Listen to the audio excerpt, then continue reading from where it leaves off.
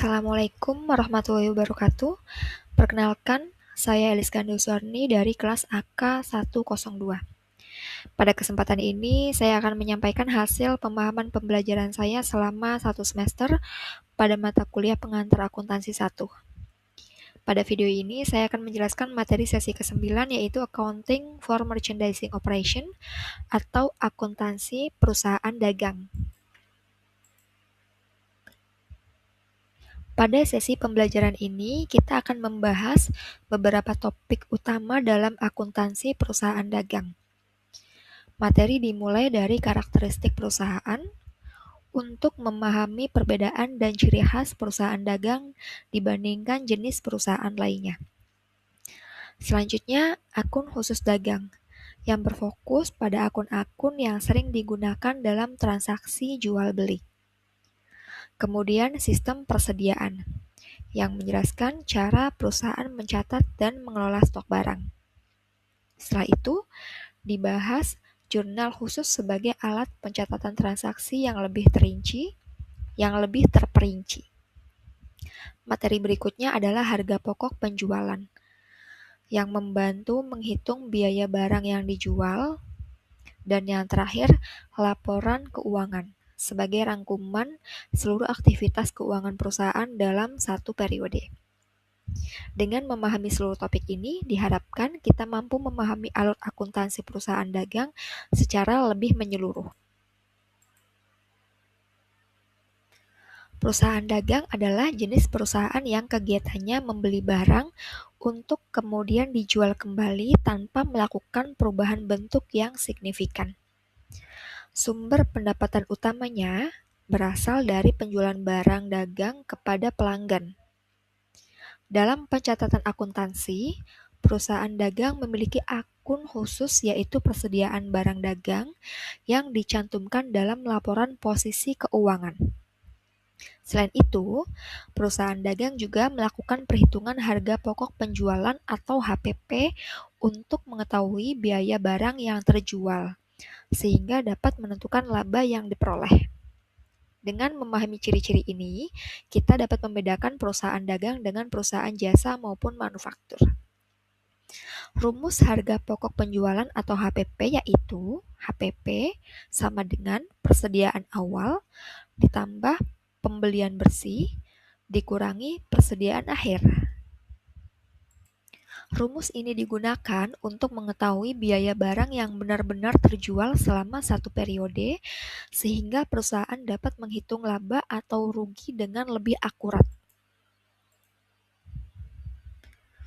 Dalam perusahaan dagang, terdapat beberapa aktivitas transaksi rutin yang sering terjadi dalam kegiatan operasional sehari-hari.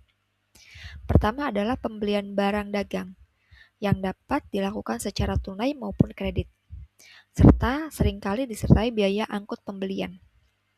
Kedua, penjualan barang dagang, baik secara tunai maupun piutang dagang, termasuk adanya potongan penjualan untuk mendorong pelunasan lebih cepat.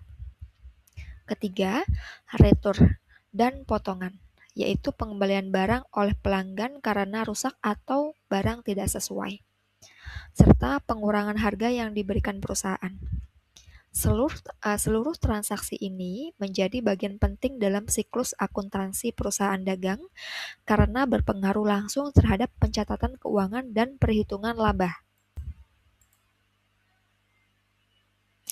Untuk meningkatkan efisiensi pencatatan transaksi, perusahaan dagang menggunakan jurnal khusus yang dirancang untuk menangani transaksi dengan volume tinggi. Terdapat beberapa jenis jurnal khusus, yaitu pertama jurnal pembelian, yang digunakan untuk mencatat seluruh pembelian barang dagang secara kredit. Kedua, jurnal penjualan, untuk mencatat penjualan barang dagang secara kredit. Ketiga, jurnal penerimaan kas, yang mencatat semua transaksi yang menambah saldo kas perusahaan. Dan yang terakhir, jurnal pengeluaran kas, di mana jurnal yang digunakan untuk mencatat transaksi yang mengurangi saldo kas.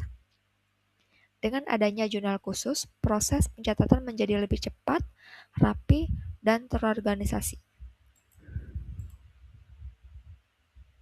Dalam perusahaan dagang, pemilihan sistem persediaan sangat penting untuk menjaga ketepatan data stok barang. Di sini terdapat dua metode yang umum digunakan, yaitu metode periodik dan metode perpetual.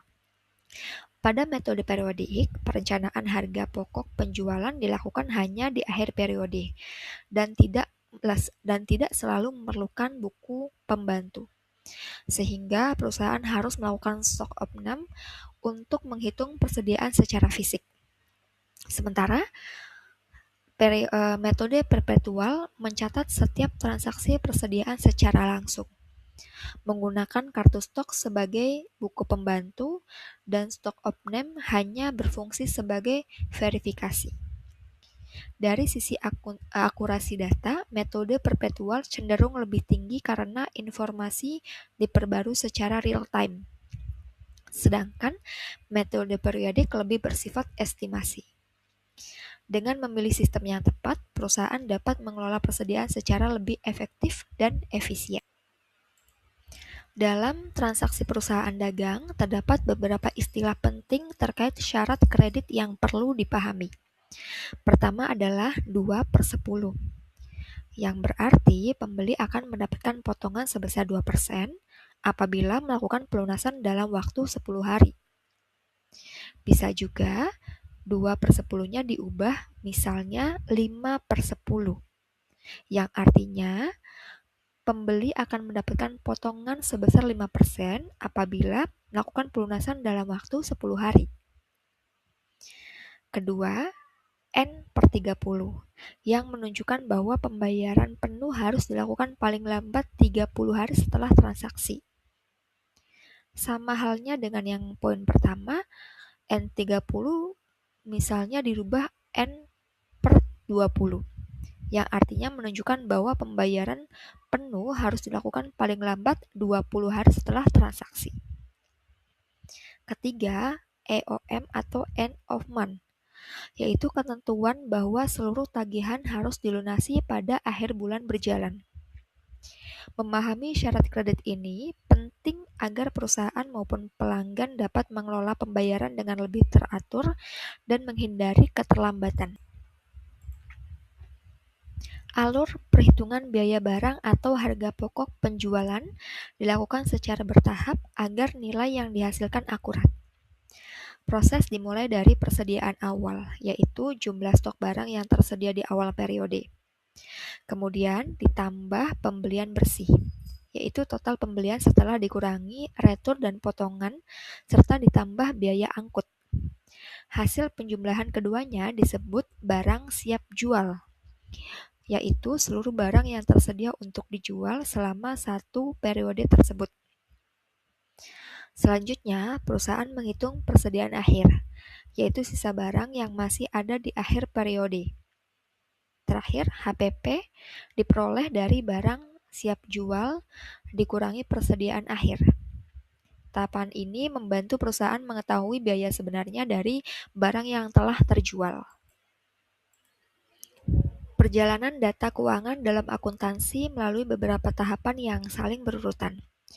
Tahapan pertama adalah pencatatan, yaitu menjurnal setiap transaksi ke dalam jurnal umum maupun jurnal khusus berdasarkan bukti transaksi.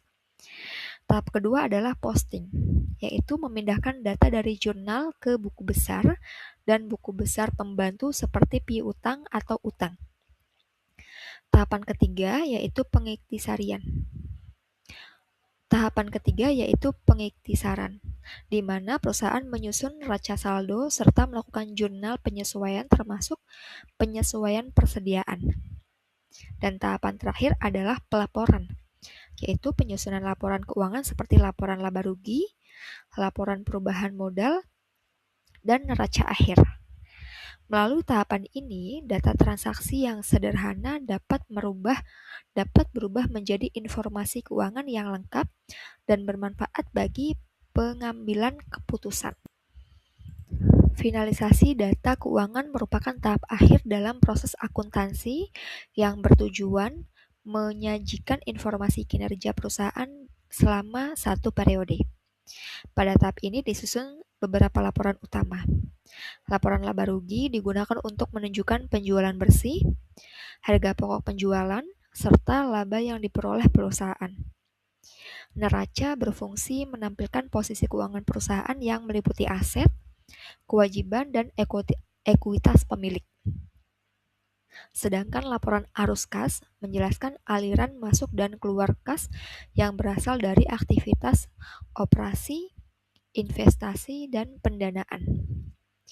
Melalui ketiga laporan ini, perusahaan dapat mengetahui kondisi keuangan secara menyeluruh dan menjadi dasar dalam pengambilan keputusan. Prosedur penutupan buku merupakan langkah akhir dalam siklus akuntansi yang dilakukan untuk menyiapkan periode akuntansi berikutnya. Pada tahap ini, akun-akun nominal seperti pendapatan, beban, dan prive ditutup atau dipindahkan ke ikhtisar laba rugi agar saldo akun kembali menjadi nol di awal periode baru.